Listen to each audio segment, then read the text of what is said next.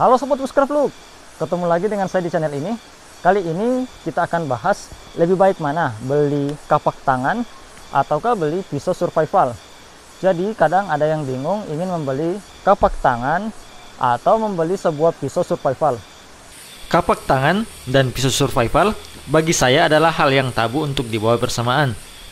Kenapa? Karena fungsinya akan tumpang tindih. Tugas yang dilakukan oleh kapak tangan dapat pula dihandle oleh pisau survival.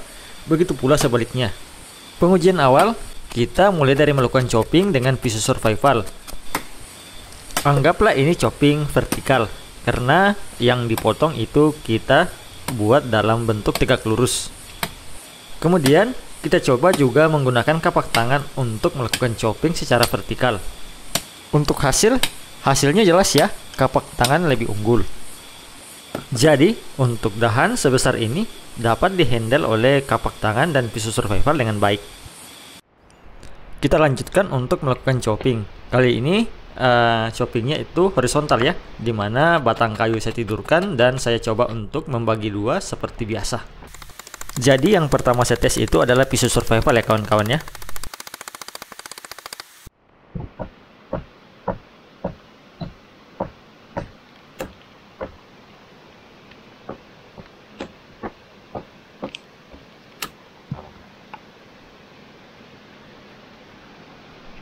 Kemudian kita lanjutkan menggunakan kapak untuk melakukan horizontal chopping.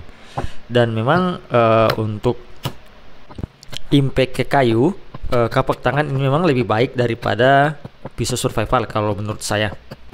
Dan untuk masalah chopping, pemenangnya menurut saya adalah kapak. Kemudian kita lanjutkan dengan membelah dua log kayu atau splitting. Untuk kapak, kita tidak perlu menggunakan teknik batoning ataupun teknik-teknik apa kayak gitu. Cukup dihantamkan seperti ini dan kayu akan terbelah dua. Untuk splitting juga kalian bisa menggunakan teknik seperti ini ketika menggunakan kapak.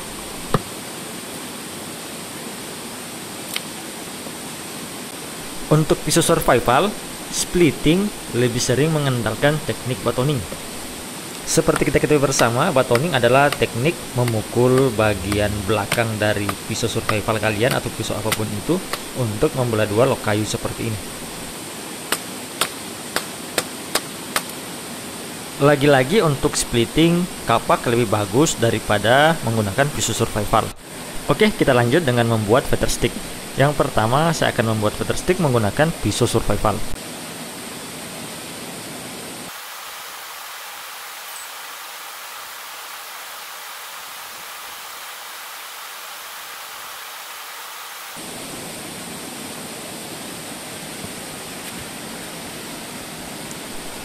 Kemudian kita lanjutkan menggunakan kapak untuk membuat feather stick.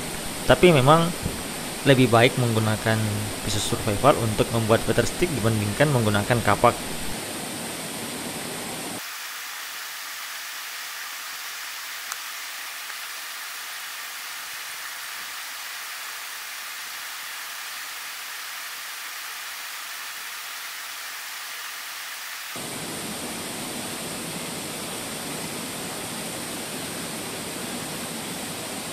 Dan untuk membuat feather stick, pemenangnya adalah pisau survival. Kemudian kita bahas limbing atau menebang. Untuk menebang sih memang sudah pasti pemenangnya adalah kapak. Berat pada bagian kepala dan juga titik serangannya terpusat menyebabkan kapak lebih bagus untuk melakukan limbing atau menebang.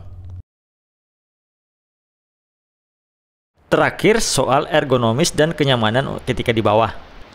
Karena pisau survival itu tidak terlalu besar maupun tidak terlalu kecil dan ukurannya compact, maka enak untuk dibawa kemana saja. Dan juga enak untuk diletakkan di mana saja. Kalian letakkan di pinggang maupun di tas atau dimanapun itu enak untuk membawa pisau survival. Dibandingkan dengan kapak tangan, meskipun kapak tangan ini ukurannya lebih kecil dari kapak biasa, ini gagangnya kira-kira sekitar 33 cm, tapi ini masih lumayan mengganggu ya kawan-kawan ya. Ketika duduk, kalian harus pastikan kalau gagangnya tidak menghujam tanah atau kalian akan terasa kayak nyangkut kayak gitu. Oke, saatnya kesimpulan, beli kapak tangan atau beli pisau survival. Kesimpulannya, silahkan beli pisau survival kalau kalian ingin membeli hanya satu pisau, tapi dapat digunakan untuk berbagai aktivitas. Pisau survival punya cakupan yang luas dan penggunaan yang luas.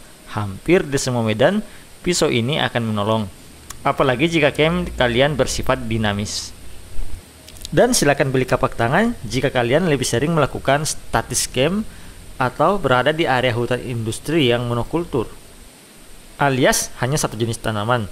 Kalian tentunya tidak perlu terlalu khawatir untuk membersihkan campground kalian, karena kelemahan terbesar kapak adalah sisi mata tajamnya yang pendek sehingga susah untuk melakukan ground clearing, terutama di hutan tropis seperti di Indonesia. Tentunya kapak tangan akan lebih baik lagi jika kalian lengkapi dengan membeli pisau bushcraft dan juga gergaji. Oke kawan-kawan, kira-kira seperti itu pembahasan saya untuk lebih baik beli kapak tangan atau beli pisau survival untuk kegiatan outdoor. Jadinya kalian bisa membaginya berdasarkan kebutuhan kalian. Atau jika kalian punya uang lebih, bisa juga untuk membeli kedua-duanya untuk mendapatkan sendiri pengalaman penggunaannya. Terima kasih telah menonton, saya pamit undur diri. Mohon bantuannya untuk like dan subscribe jika kalian suka, dan sampai bertemu di lain waktu dan di lain kesempatan dengan pembahasan-pembahasan lainnya.